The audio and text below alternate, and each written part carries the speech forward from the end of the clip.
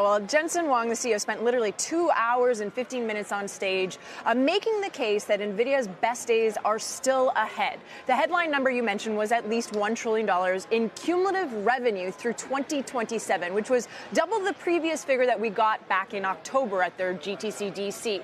That sent shares initially up over 4% higher in just minutes. Then investors did the math, thought maybe the acceleration really wasn't there, and NVIDIA lost roughly $150 billion in market cap in just the span of about 10 minutes as enthusiasm just faded. The problem is that $1 trillion isn't that far from where Wall Street already was, so the new number barely moves the needle. Mizuho's Jordan Klein writing that GTC risks becoming maybe overhyped and an annual snoozer that moves nobody, drawing a direct comparison to Apple's iPhone event in September. A little harsh. JP Morgan, though, pushing back, though, saying NVIDIA's platform, now spanning 7 chips and 5 rack systems with the software to tie them all together, is just simply too difficult for any competitor to replicate. And with demand broadening beyond hyperscalers into sovereign AI, enterprises, industrial customers, the cycle is more durable than the market is actually giving it credit for. Jensen Huang, the CEO, backing that up on CNBC just in the last hour with a comment specifically geared towards memory. Listen in. We're the only company in the world that now optimizes the entire data center across 3 different types of memories. HBM, and we have some excellent partners there, HBM4 coming. LPDDR5, the world's first low-power memory used in data centers. We invented the whole idea. Everybody's going to use it in the future. So for memory investors, that's a direct call out to names for high bandwidth memory suppliers like SK Hynix and Micron. Even SanDisk is climbing higher today on a signal that demand is about to accelerate, even though supply is just still so tight. Morgan Stanley's Joe Moore calling the sell-off an attractive entry point right now and keeping NVIDIA as his top pick in semis, saying the market will eventually get more comfortable with this 2027 growth number. And when it does, the stock will outperform. The setup is there. This is according to him. The market just needs to believe it. Carl.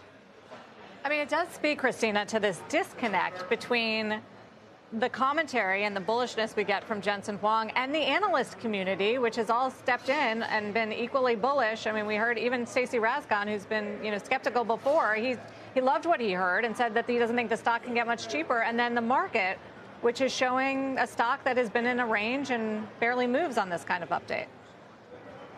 Yeah, Sarah, so every day as a reporter, I have to put a pitch in, and that was exactly my pitch, the disconnect between the generalist market and then the entire chip community, which is, there's nothing that can, sway their opinions about how strong they believe NVIDIA is. I think the problem with the general market is that the upside is no longer there. This is a massive company, right? So to swing it even higher, you really have to move the needle. So I think that a lot of investors are thinking there's more upside in the supply chain as opposed to just NVIDIA itself. And so I think that's a difficult point for the CEO, Jensen Huang, to really have to sway the market and say, like, oh, look, we can go to $5 trillion just within the next year or so. And I think the market isn't convinced that such a big company can move even more despite the demand being there.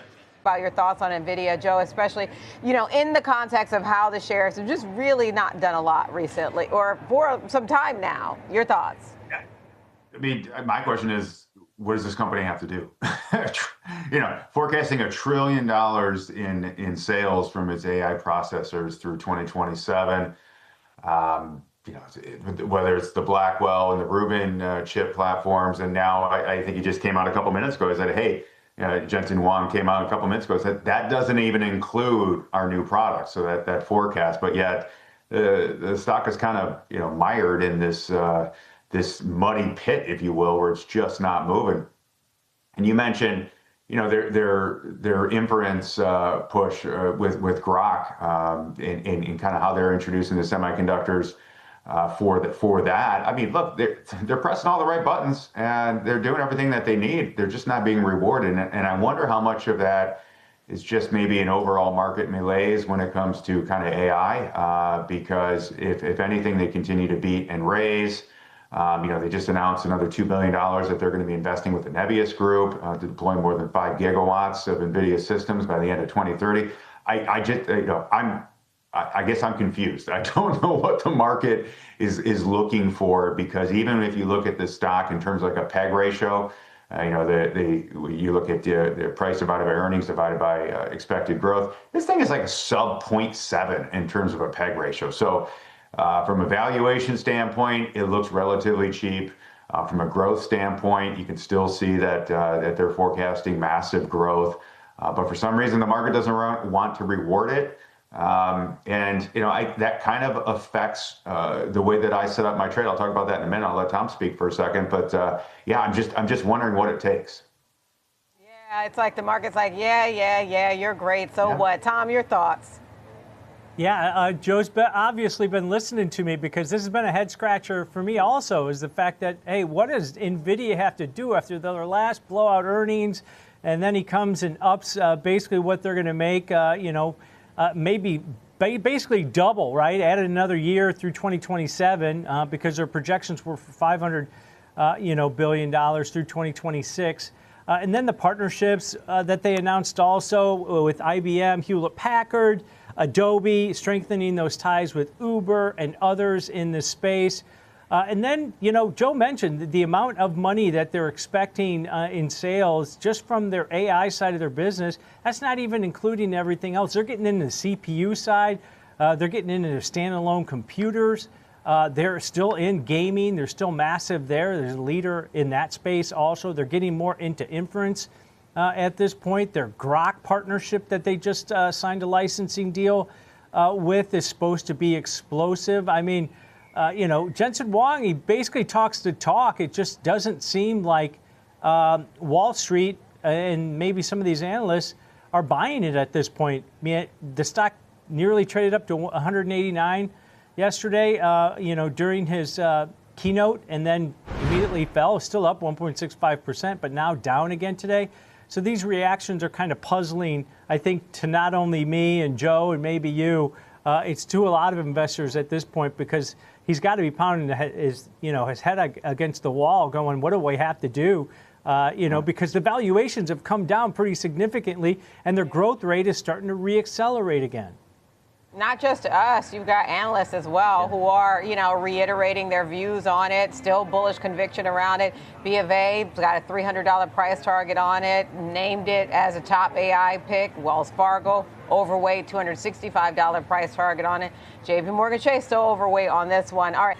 Yeah, you are seeing NVIDIA slide here a little bit. Microsoft also looks like it's going to go from green to red here, and that probably will provide some pressure for the equity markets. Yesterday's comments, I don't think were outside of the norm. The market was actually looking for that $1 trillion guide. I think at first people probably thought that he was talking about sales of $1 trillion in 2027, which is why we saw that rapid spike. But once you started getting a little bit more clarification, that's when you started seeing a little bit more of a normalization within the markets here. And this could be a buy the rumor, sell the news type of an event, some de-risking taking place, at least for now, when it comes to NVIDIA. Until it can break above that 190 level, I think this still stays within this range of, let's say, 170 to 190, at least for now. I think one of the big headlines yesterday was the data center and space comments. That's actually a little bit of a turn from Jensen Huang's comments even 6 months ago, where he kind of downplayed that. It looks like now they are fully committed on trying to find a solution to that problem, and the biggest headwind that they're going to have is cooling those data centers in space. So those were the big headlines that I thought were really meaningful within the market. And like I said, maybe a buy the rumor, sell the news. We're down about 0.5% right now. All right, but let's get into the example trades. Joe, let's start out with yours. What's your approach today? I am fighting the market trend on this one. I mean, it's basically been sideways, and it doesn't rally on good news, and you just wonder, right? Like, why would I look at a bullish trade here?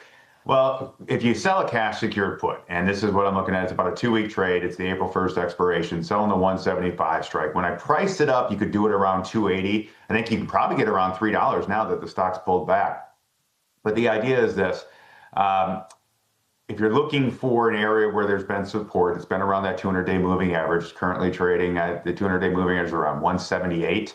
But it's just interesting, like, an RSI at 48, it's not really bullish, not very bearish. It's kind of in the middle. The ADX is another indicator that I look at. That's down around 15. So it's basically showing you a trendless stock that's not doing much.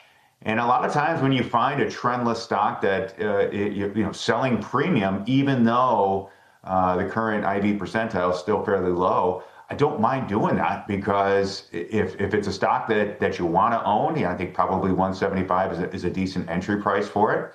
And you're doing that in a stock that's basically kind of treading water for the last 6 months. And if you can continue to sell those puts and roll them and continue to collect credits, in this instance, like I said, you can probably do it around $2.80 to $3 in a 2-week trade. That's around 1.5% for a 2-week trade. Extrapolate continuing to do that as you're looking to accumulate shares. But that's the key. You got to be willing to own the stock, and you got to be willing to own it at 175. And here's the thing: you can make $280, but you're basically risking 17,500, minus the credit that you're collecting. So it's a high risk trade in that. If NVIDIA goes to zero, well, then you're out 17,500. I'm here to say if NVIDIA goes to zero, we're probably out a lot more than 17,500 in the market, but just something to consider. Yeah, and I think that's when you look at cash secured puts like this, Joe, I always talk about, you've got to be comfortable owning the shares, but you've got to pick a level that you're willing to own those shares at when you get into a position like this, because they are capital intensive because of the risk. If the stock were to somehow go to zero, I know we got to say that. But this goes out to the April 1st weekly options here on Joe's example trade. So just 15 days to expiration, selling the out-of-the-money 175 strike put, collecting roughly about a 280 credit. That's what you can make, $280 per spread, but it's kind of a twofold type of trade. You're either looking to collect some credit and hopefully that the stock remains above 175 and it just goes out worthless and you keep the credit you collect, or you're willing to buy the shares. If you collect that 280 credit, it takes your break even down to 172.20 to the downside on this one. That's over $10 below the current share price in there. So you've got that cushion built in. As Joe mentioned, got about $17,200 worth of risk in this trade if the stock were to somehow go to zero. So keep that in mind. It's capital intensive on this type of strategy. But as Joe mentioned, with this type of position where, hey, I'm comfortable either owning the shares or just keeping that credit and taking my profit, or rolling that short put to another weekly or another monthly cycle, collecting credits and using that point where you think, okay, I'll buy the shares if they do fall back below 175. So you got to keep that in mind if you want to keep this type of position going. But cash secured put, neutral to bullish, giving yourself a cushion to the downside. You profit if the stock goes up, stays where it is, or even goes a little bit lower, but remains above that 172.20 break even on that position. I went a little bit more direct on this one, Joe, because it seems like there's just not a lot of option premium in NVIDIA. It's a $182 stock, but there's not a lot of maybe built-in skew here. The current IV percentile rank only about 17%, so pretty low, but we've already had earnings. We've already had the GTC keynote. So I looked out in the April monthly options here, Joe. I've got basically 31 days to expiration. You've got a month in this position where I'm going to buy the in-the-money 185 strike put, and then that's bearish, right? You're buying that put. That's in the money by a couple bucks. And then against that, sell the 170 strike put. So a bearish $15 wide put vertical. You're going to pay roughly about a $5.30 debit for that. The debit you pay is going to be your risk. So $15 wide, you're paying about a third the width of this bearish put vertical. It takes your break even down to 179.70 to the downside. So you've got a little bit of movement to the downside on a percentage basis, not that big of a move. But the debit you pay is your risk on this one. It can expand to $15 if we go below 170. But Joe, when I look at a trade like this, and yeah, I'm only paying 1/3 the width of it. Yeah, I do need a move to the downside, but I got a little bit of flexibility. I don't have to wait for expiration if I get a move ahead of that April 17th expiration. And Joe, we've seen that 190 level in the stock become a big area of resistance, and it just seems like we can't go up any further. So maybe this would work out if we do pull back. Yeah, you don't need much of a pullback, just a couple bucks, right? I mean, it's possible you get that by the end of the week, if not the end of the day, kind of given the price action. It's like I said, this one's kind of hard to figure out. It's a little baffling because fundamentally, they're hitting on all cylinders, but for some reason the stock just can't build any momentum to the upside. It is interesting, and I like the way that you constructed it, looking at the implied volatility and saying, hey, that's kind of cheap. I can get basically a 2-to-1 in terms of this put spread because of the fact that the skew and just the overall implied volatility is cheap. I could have made a case for doing the same thing on a call spread as opposed to selling the put. And I think, given where the implied volatility is right now, there's a lot of optionality for traders if they're looking to take either a directionally bullish or bearish trade. This one definitely needs to move to the downside. Joe's a little bit more passive, where you got that cushion to the downside before you start getting hurt on this one. So there's your bull-bear debate here in NVIDIA. As the stock's down, Diane, just about